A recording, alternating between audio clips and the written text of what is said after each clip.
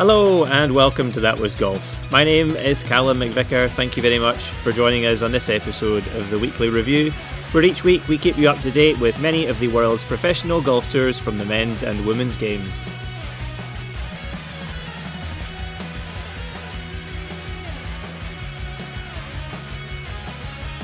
We start this week with the Augusta National Women's Amateur, which was held at Augusta National Golf Club in Augusta, Georgia, USA.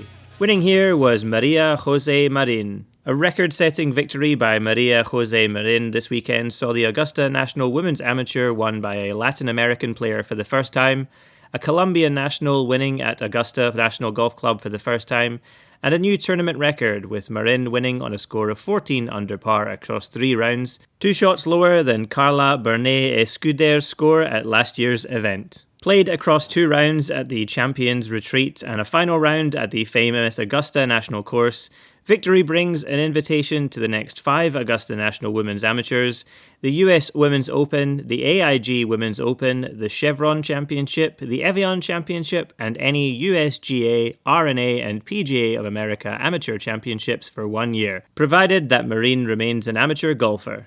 We next head to the Ladies European Tour, where it was a co-sanctioned event with the LPGA, the Aramco Championship, held at Shadow Creek Golf Club in North Las Vegas, Nevada, USA. Winning here was Lauren Coughlin. A tough and testing time out in the Las Vegas desert saw only 4 of the 120-player field finish the tournament under par. Lauren Coughlin was one of those 4 players, finishing well clear of her nearest competitors by going wire to wire to claim her 3rd win on the LPGA Tour.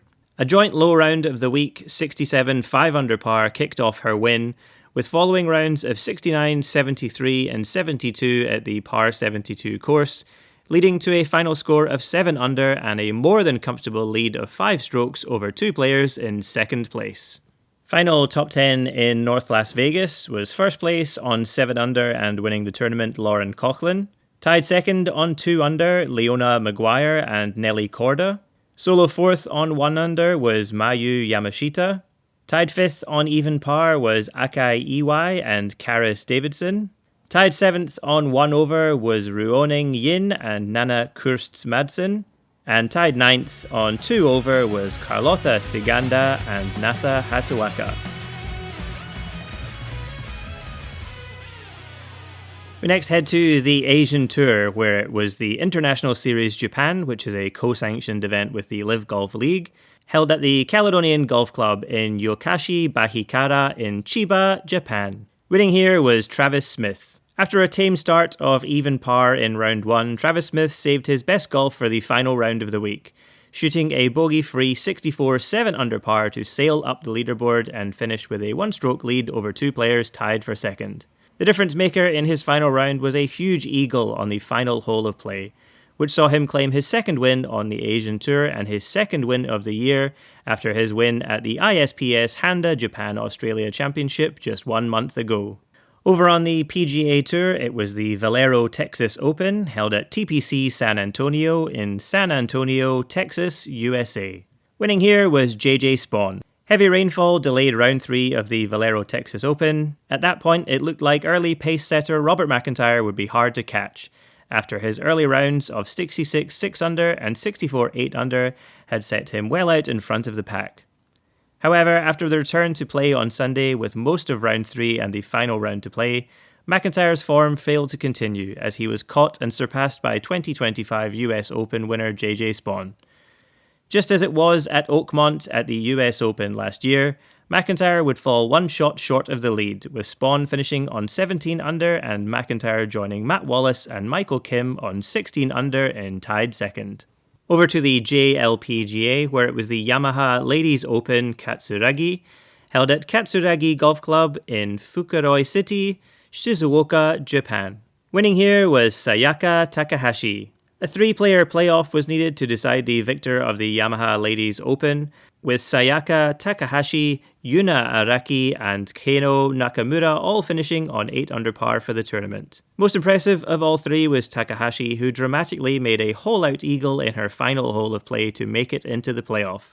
Clearly motivated by that clutch moment, Takahashi then went on to best both Araki and Nakamura birdieing the 18th twice, with Araki conceding in the first playoff hole and Nakamura making par at the second playoff hole. This is Takahashi's third win of her JLPGA career, her first of the 2026 season, and sees her move up to third in this season's order of merit.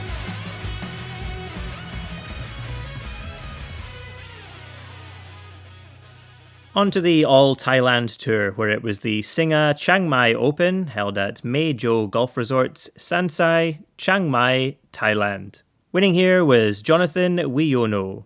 3 playoff holes were needed to decide a winner at the Singa Chiang Mai Open, with Jonathan Wiono eventually making birdie on the third attempt at the replayed 18th hole, to beat Amarin Krajvikcin. Both players sat in the top 2 spots at the beginning of the final round, with Wiono and Krajvikcin on 13 under and 11 under respectively. Neither player could keep the bogeys off their scorecards in the final round, with Krajvikcin making back-to-back bogeys in his final 4 holes and Wiono birdieing 18 to see both players finish on 13 under par. The win is Wiono's first title on the All-Thailand Tour. An excellent feat for a player who has been playing his golf on the Asian Development Tour this year. Over to the KLPGA, where it was the Siena Open, held at the Siena Velutu Country Club in Yeoju, Gyeonggi Province, South Korea. Winning here was Ji-won Ko. Ji-won Ko gained her third victory on the KLPGA, shutting out the rest of the field with a wire-to-wire win. Despite a bogey on Ko's 72nd hole of play leading to a final round of 73 1 over par, her strong play earlier in the tournament with rounds of 67, 68 and 67 on the par 72 course saw enough breathing room between Ko and the rest of the field that she could not be caught, finishing on a score of 13 under par and 1 shot ahead of Sei Keo Rim in solo second place. The win sees Ko move up to second place in the season's order of merit. And finally this week we head to the Corn Ferry Tour, where it was the Lecom Suncoast Classic held at Lakewood National Golf Club in Lakewood Ranch, Florida, USA. Winning here was Jeremy Gandon. Frenchman Jeremy Gandon became a 2-time winner on the Corn Ferry Tour with a buoyant finish in his final round, making 3 birdies in a row in his final 3 holes of play after a bogey on the 15th. His final score of 22 under par was achieved by rounds of 67, 65, 65, 65 on the par 71 course, and his win sees him move up to third place in the season's order of merit, a jump of 23 places from the previous week. Final top 10 in Florida was first place and winning the tournament on 22 under Jeremy Gandon. Tied second on 21 under, Mitchell Meisner and Jay Card III. Tied fourth on 20 under was Trace Crow, Caleb Van Aragon, Cole Hammer and Ian Gilligan. Solo 8th on 19 under was Hunter Eichhorn, and tied 9th on 18 under was Cameron Champ, Will Chandler, Cooper Dosey and Matt Atkins. And for another week, that was golf. Thank you so much for listening in to this episode. If you like what we do here at That Was Golf, be sure to follow us on our socials and subscribe to the podcast to stay up to date with all future episodes, released every Tuesday, 7 a.m. Australian Eastern Standard Time.